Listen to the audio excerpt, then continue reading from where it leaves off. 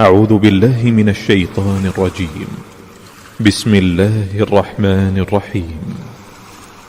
الحمد لله الذي خلق السماوات والأرض وجعل الظلمات والنور، ثم الذين كفروا بربهم يعدلون. هو الذي خلقكم من طين ثم قضى أجلا وأجل مسمى عنده ثم أنتم تمترون. وهو الله في السماوات وفي الأرض يعلم سركم وجهركم ويعلم ما تكسبون. وما تأتيهم من آية من آيات ربهم إلا كانوا عنها معرضين. فقد كذبوا بالحق لما جاءهم فسوف يأتيهم أنباء ما كانوا به يستهزئون. ألم يروا كم أهلكنا من قبلهم من قرن مكناهم في الأرض ما لم نمكن لكم، وأرسلنا السماء عليهم مدرارا وجعلنا الأنهار تجري من تحتهم فأهلكناهم بذنوبهم وأنشأنا من بعدهم قرنا آخرين. ولو نزلنا عليك كتابا في قرطاس فلمسوه بأيديهم لقال الذين كفروا إن هذا إلا سحر مبين. وقالوا لولا أنزل عليه ملك، ولو أنزلنا ملكا لقضي الأمر ثم لا ينظرون. ولو جعلناه ملكا لجعلناه رجلا وللبسنا عليهم ما يلبسون. ولقد استهزئ برسل من قبلك فحاق بالذين سخروا منهم ما كانوا به يستهزئون. قل سيروا في الأرض ثم انظروا كيف كان عاقبة المكذبين. قل لمن ما في السماوات والأرض قل لله كتب على نفسه الرحمة ليجمعنكم إلى يوم القيامة لا ريب فيه. الذين خسروا أنفسهم فهم لا يؤمنون. وله ما سكن في الليل والنهار وهو السميع العليم. قل أغير الله أتخذ وليا فاطر السماوات والأرض وهو يطعم ولا يطعم. قل إني أمرت أن أكون أول من أسلم ولا تكونن من المشركين. قل إني أخاف إن عصيت ربي عذاب يوم عظيم. من يصرف عنه يومئذ فقد رحمه وذلك الفوز المبين. وإن يمسسك الله بضر فلا كاشف له إلا هو، وإن يمسسك بخير فهو على كل شيء قدير. وهو القاهر فوق عباده وهو الحكيم الخبير. قل أي شيء أكبر شهادة؟ قل الله شهيد بيني وبينكم. وأوحي إلي هذا القرآن لأنذركم به ومن بلغ. أئنكم لتشهدون أن مع الله آلهة أخرى؟ قل لا أشهد. قل إنما هو إله واحد وإنني بريء مما تشركون. الذين آتيناهم الكتاب يعرفونه كما يعرفون أبناءهم الذين خسروا أنفسهم فهم لا يؤمنون ومن أظلم ممن افترى على الله كذبا أو كذب بآياته إنه لا يفلح الظالمون ويوم نحشرهم جميعا ثم نقول للذين أشركوا أين شركاؤكم الذين كنتم تزعمون ثم لم تكن فتنتهم إلا أن قالوا والله ربنا ما كنا مشركين انظر كيف كذبوا على أنفسهم وضل عنهم ما كانوا يفترون ومنهم من يستمع إليك وجعلنا على قلوبهم أكنة أن يفقهوه وفي آذانهم وقرا وإن يروا كل آية لا يؤمنوا بها حتى إذا جاءوك يجادلونك يقول الذين كفروا إن هذا إلا أساطير الأولين وهم ينهون عنه وينأون عنه وإن يهلكون إلا أنفسهم وما يشعرون ولو ترى إذ وقفوا على النار فقالوا يا ليتنا نرد ولا نكذب بآيات ربنا ونكون من المؤمنين بل بدا لهم ما كانوا يخفون من قبل ولو ردوا لعادوا لما نهوا عنه وإنهم لكاذبون وقالوا إن هي إلا حياتنا الدنيا وما نحن بمبعوثين ولو ترى إذ وقفوا على ربهم قال أليس هذا بالحق قالوا بلى وربنا قال فذوقوا العذاب بما كنتم تكفرون قد خسر الذين كذبوا بلقاء الله حتى إذا جاءتهم الساعة بغتة قالوا يا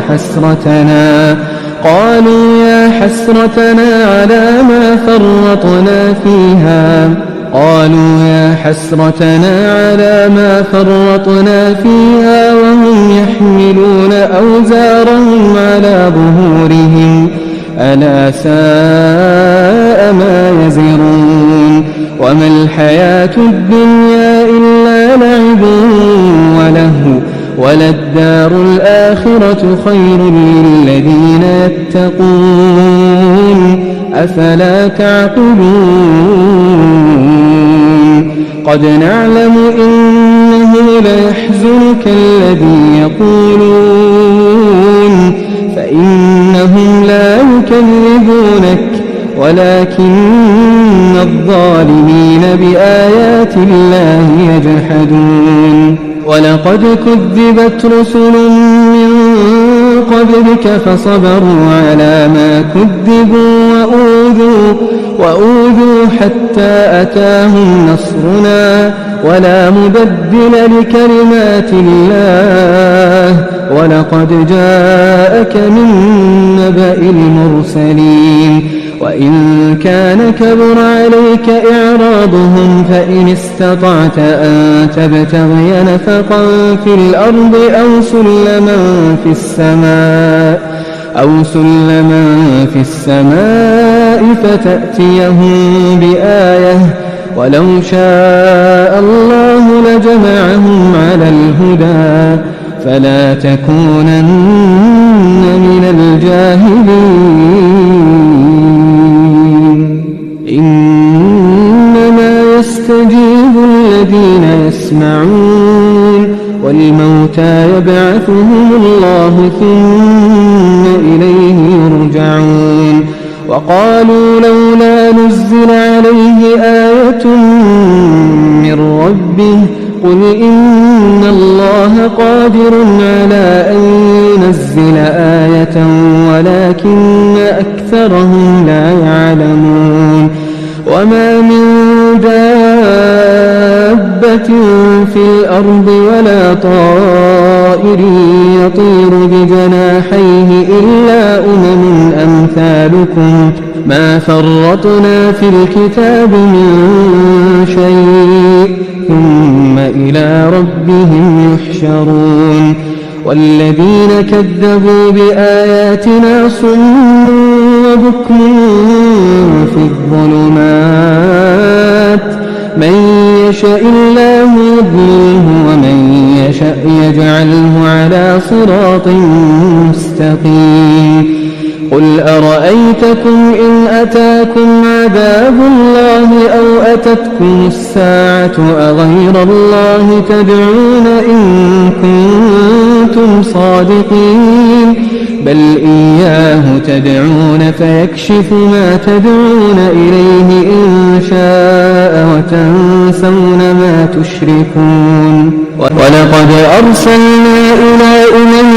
من قبلك فأخذناهم بالبأساء والضراء لعلهم يتضرعون فلولا إذ جاءهم بأسنا تضرعوا ولكن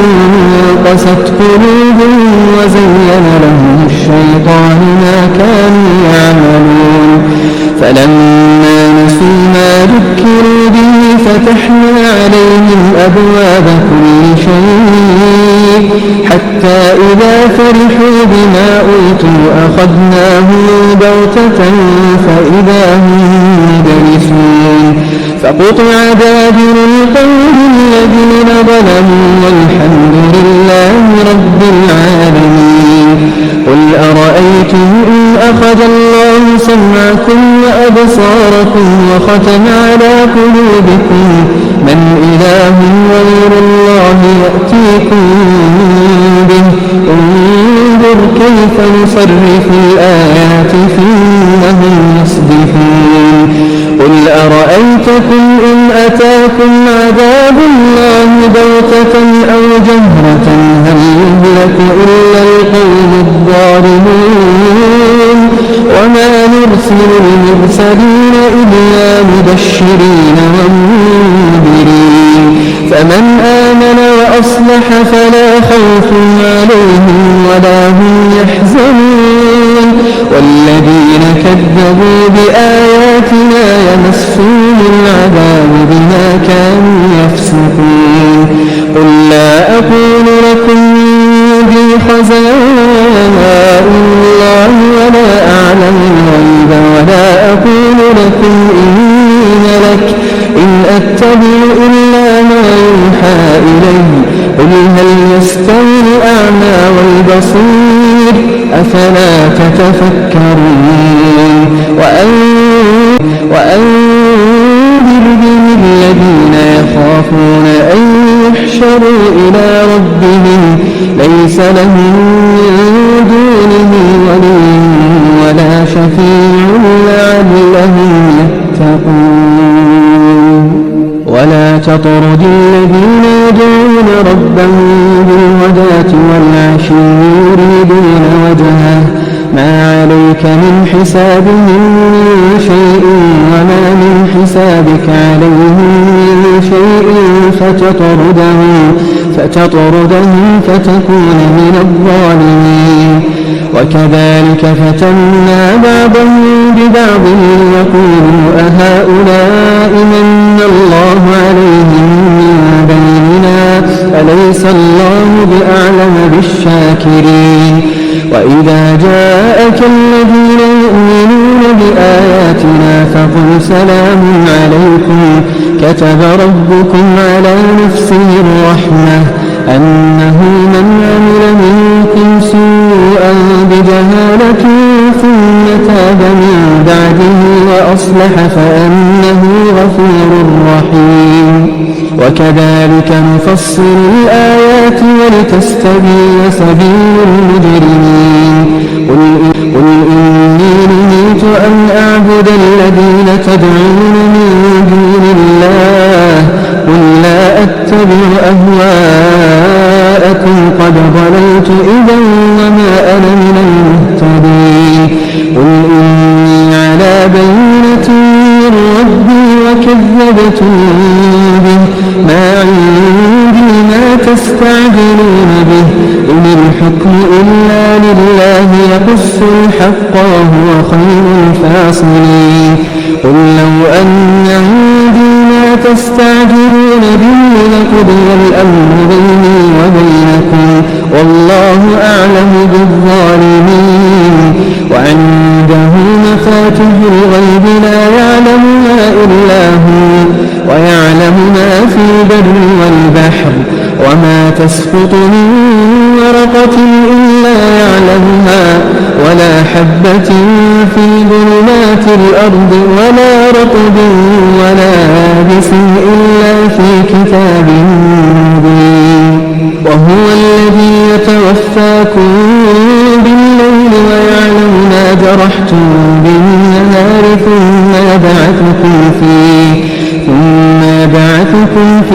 ليقضى أجل مسمى ثم إليه مرجعكم ثم ينبئكم بما كنتم تعملون وهو القاهر فوق عباده ويرسل عليكم حفظة حتى إذا جاء أحدكم الموت توفته رسلنا وهم لا يفرقون ثم ردوا إلى الله مولاهم الحق ألا له الحكم وهو أسرع الحاسبين قل من ينجيكم من ظلمات البر والبحر تدعونه تضرعا وخفية لئن أنجانا من هذه لنكونن من الشاكرين قل الله ينجيكم منها ومن كل كرب ثم أنتم تشركون قل هو القادر على أن يبعث عليكم عذابا فوقكم أو من تحت أرجلكم أو يلبسكم شيعا ويذيق بعضكم بأس بعض انظر كيف نصرف الآيات لعلهم يفقهون وكذب به قومك وهو الحق قل لست عليكم بوكيل لكل نبأ مستقر وسوف تعلمون وإذا رأيت الذين يخوضون في آياتنا فأعرض عنهم حتى يخوضوا في حديث غيره وإما ينسينك الشيطان فلا تقعد بعد الذكرى مع القوم الظالمين وما على الذين يتقون من حسابهم من شيء ولكن ذكرى لعلهم يتقون وذر الذين اتخذوا دينهم لعبا ولهوا وغرتهم الحياة الدنيا وذكر به أن تبسل نفس بما كسبت ليس لها من دون الله ولي ولا شفيع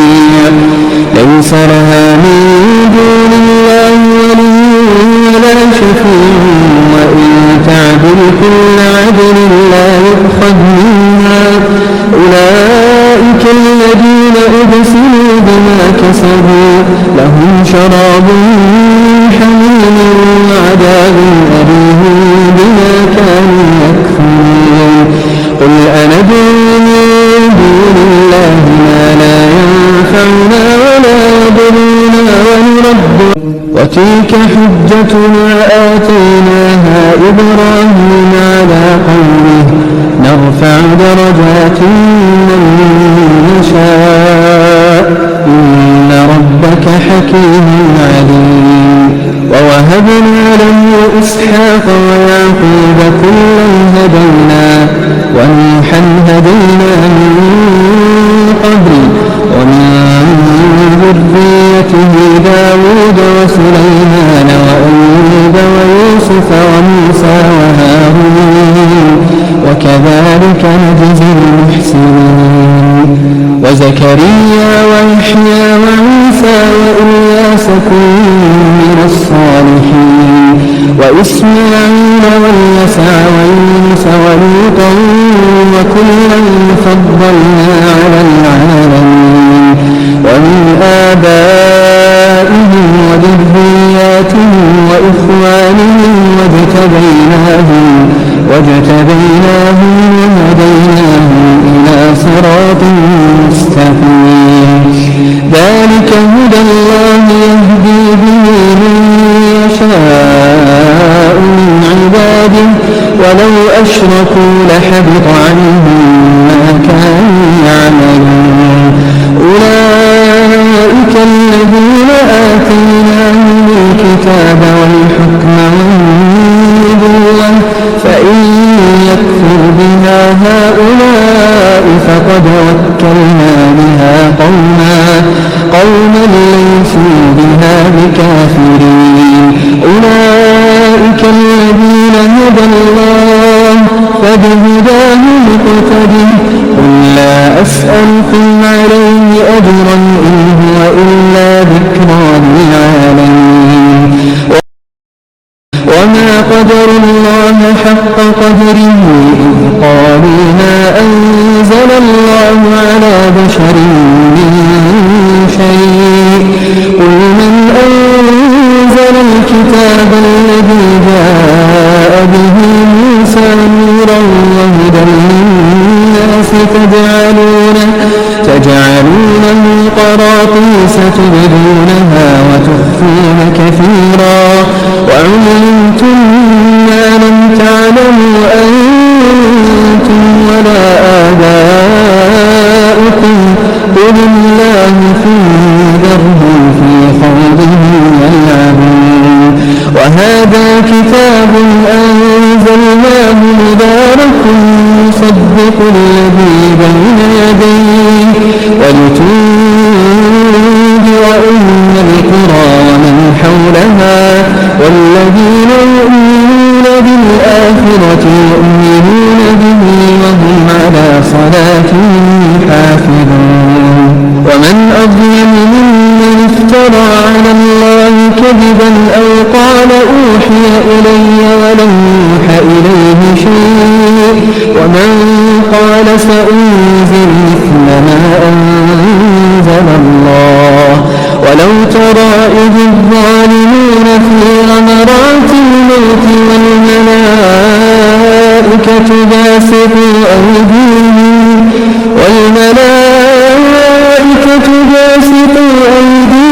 أخرجوا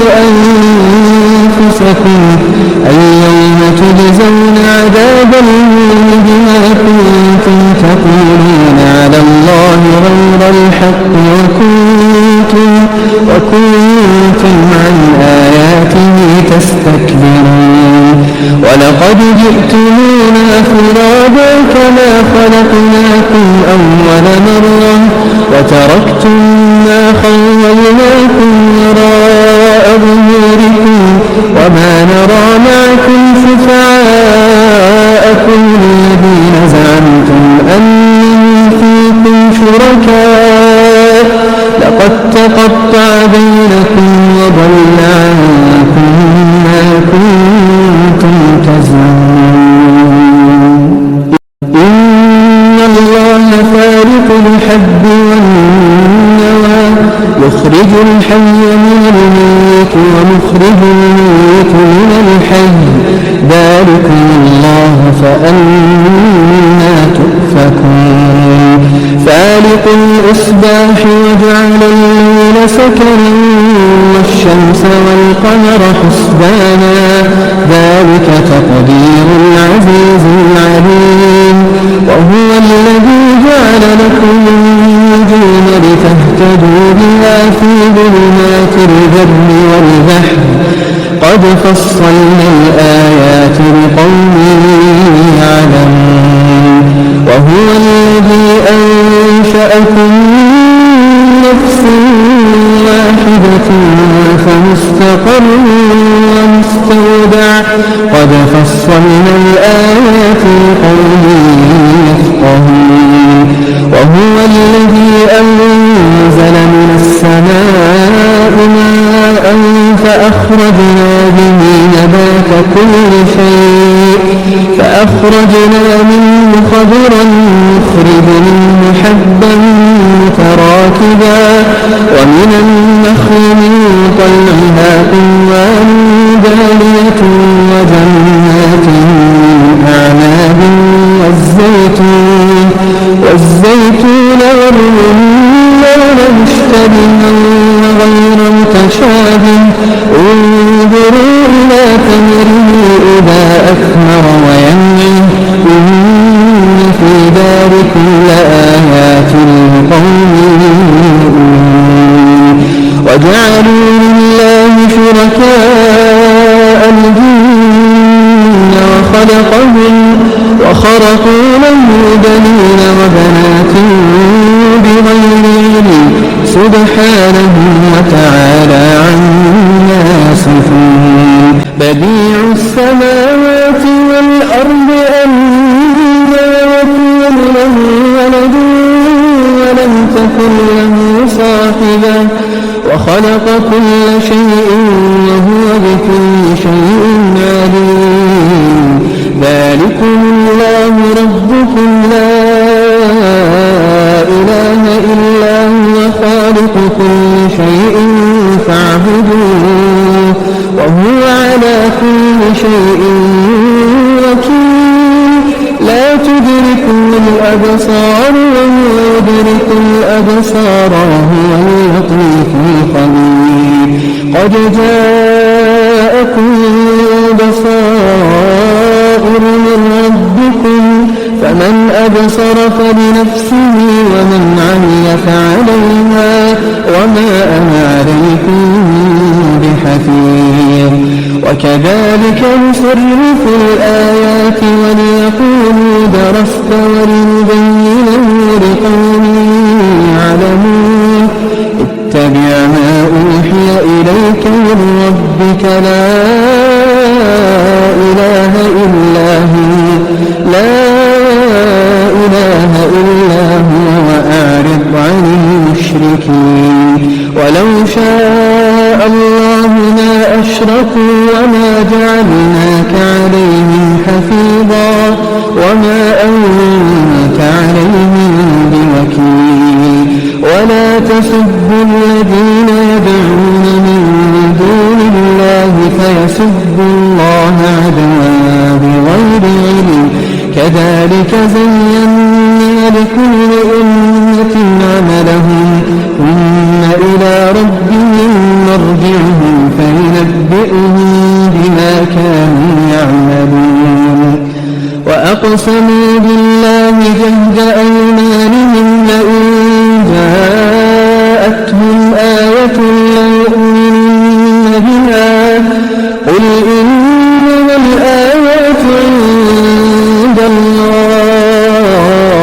وما يشعركم أنها إذا جاءت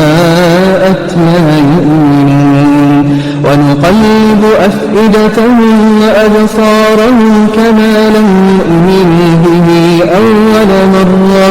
ونذرهم في طغيانهم يعمهون ولو أننا نزلنا إليهم الملائكة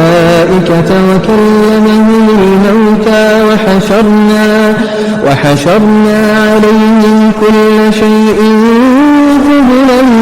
ما كانوا ليؤمنوا إلا أن يشاء الله ولكن أكثرهم يجهلون وكذلك جعلنا لكل نبي عدوا شياطين الإنس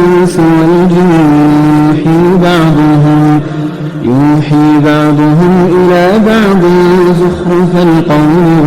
غرورا ولو شاء ربك ما فعلوه فذرهم وما يفترون ولتصغى إليه أفئدة الذين لا يؤمنون بالآخرة وليرضوه وليقترفوا ما هم مقترفون أفغير الله أبتغي حكما وهو الذي أنزل إليكم الكتاب مفصلا والذين آتيناهم الكتاب يعلمون أنه منزل من ربك بالحق فلا تكونن من الممترين وتمت كلمة ربك صدقا وعدلا لا مبدل لكلماته وهو السميع العليم وإن تطع أكثر من في الأرض يضلوك عن سبيل الله إن يتبعون إلا الظن وإن هم إلا يخرصون إن ربك هو أعلم من يضل عن سبيله وهو أعلم بالمهتدين فكلوا مما ذكر اسم الله عليه إن كنتم بآياته مؤمنين وما لكم ألا تأكلوا مما ذكر اسم الله عليه وقد فصل لكم ما حرم عليكم إلا ما اضطررتم إليه وإن كثيرا ليضلون بأهوائهم بغير علم إن ربك هو أعلم بالمعتدين وذروا ظاهر الإثم وباطنه إن الذين يكسبون الإثم سيجزون بما كانوا يقترفون ولا تأكلوا مما لم يذكر اسم الله عليه وإنه لفسق وإن الشياطين ليوحون إلى أوليائهم ليجادلوكم وإن أطعتموهم إنكم لمشركون أومن كان ميتا فأحييناه وجعلنا له نورا يمشي به في الناس كمن مثله في الظلمات ليس بخارج منها كذلك زين للكافرين ما كانوا يعملون وكذلك جعلنا في كل قرية أكابر مجرميها ليمكروا فيها وما يمكرون إلا بأنفسهم وما يشعرون وإذا جاءتهم آية قالوا لن نؤمن حتى نؤتى مثل ما أوتي رسل الله أعلم حيث يجعل رسالته سيصيب الذين أجرموا صغار عند الله وعذاب شديد بما كانوا ينكرون فمن يرد الله أن يهديه يشرح صدره للإسلام ومن يرد أن يضله يجعل صدره ضيقا حرجا كأنما يصعد في السماء كذلك يجعل الله الرجس على الذين لا يؤمنون وهذا صراط ربك مستقيما قد فصلنا الآيات لقوم يذكرون لهم دار السلام عند ربهم وهو وليهم بما كانوا يعملون ويوم يحشرهم جميعا يا معشر الجن قد استكثرتم من الإنس وقال أولياؤهم من الإنس ربنا استمتع بعضنا ببعض وبلغنا أجلنا الذي أجلت لنا قال النار مثواكم خالدين فيها إلا ما شاء الله إن ربك حكيم عليم وكذلك نولي بعض الظالمين الظالمين بعضا بما كانوا يكسبون. يا معشر الجن والإنس ألم يأتكم رسل منكم يقصون عليكم آياتي وينذرونكم لقاء يومكم هذا قالوا شهدنا على أنفسنا وغرتهم الحياة الدنيا وشهدوا على أنفسهم أنهم كانوا كافرين. ذلك أن لم يكن ربك مهلك القرى بظلم وأهلها غافلون ولكل درجات مما عملوا وما ربك بغافل عما يعملون. وربك الغني ذو الرحمة إن يشأ يذهبكم ويستخلف من بعدكم ما شاء كما أنشأكم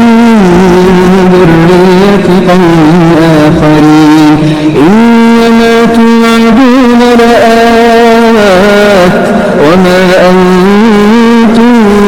بمعجزين. قل يا قوم اعملوا على مكانتكم إني عامل فسوف تعلمون من تكون له عاقبة الدار إنه لا يفلح الظالمون. وجعلوا لله مما ذرأ من الحرث والأنعام نصيبا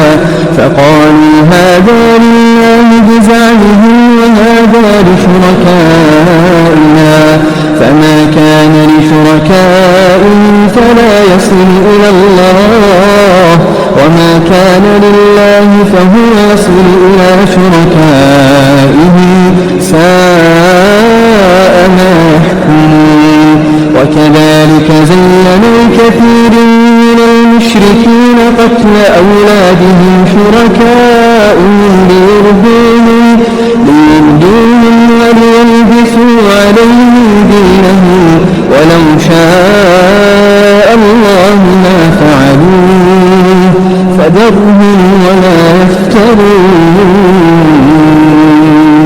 وقالوا هذه أنعام وحرث حجر لا يطعمها إلا من يشاء بزعمهم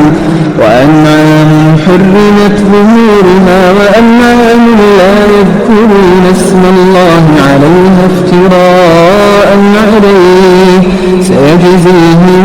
بما كانوا يفترون. وقالوا ما في بطون هذه الأنعام خالصة لذكورنا ومحرم على أزواجنا وإن يكن ميتة فهم فيه شركاء سيجزيهم وصفهم إنه حكيم عليم. قد خسر الذين قتلوا أولادهم سفها بغير علم وحرموا ما رزقهم الله افتراء على الله قد ضلوا وما كانوا مهتدين. وهو الذي أنشأ جنات معروشات وغير معروشات والنخل والزرع مختلفا أكله والزيتون والرمان متشابها وغير متشابه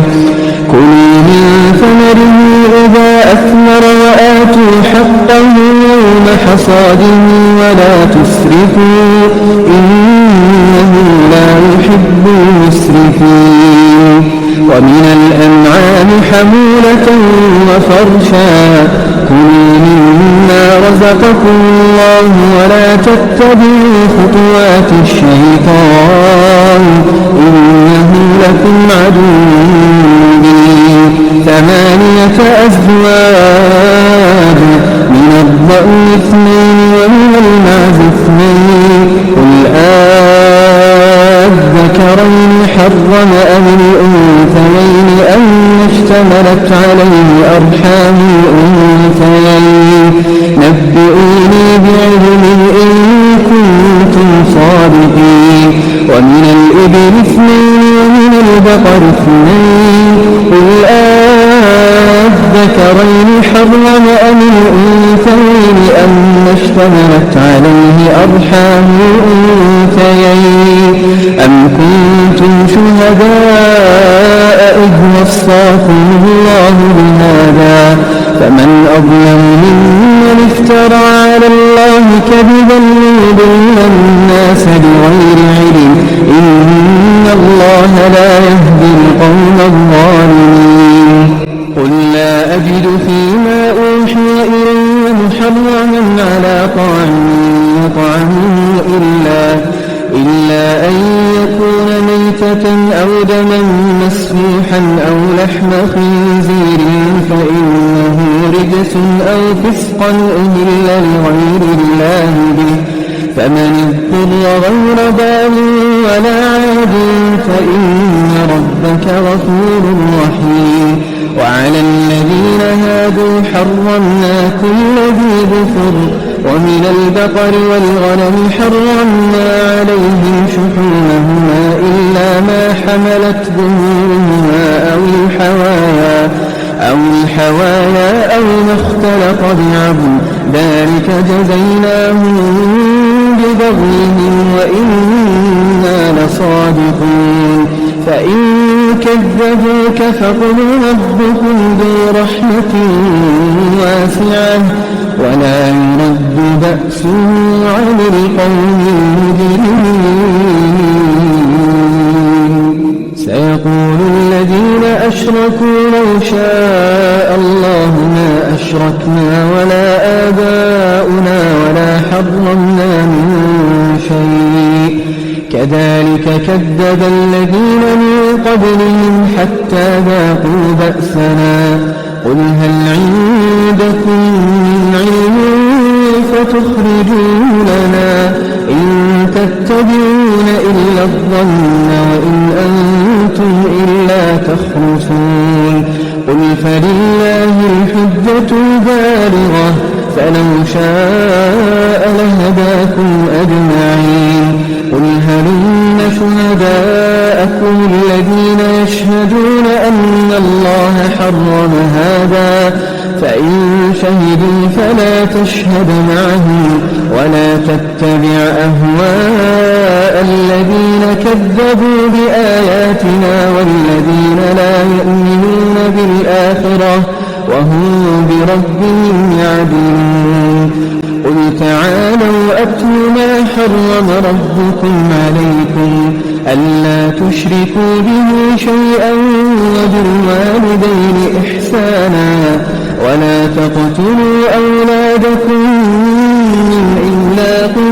نحن نرزقكم وإياهم ولا تقربوا الفواحش ما ظهر منها وما بطن ولا تقتلوا النفس التي حرم الله إلا بالحق ذلكم وصاكم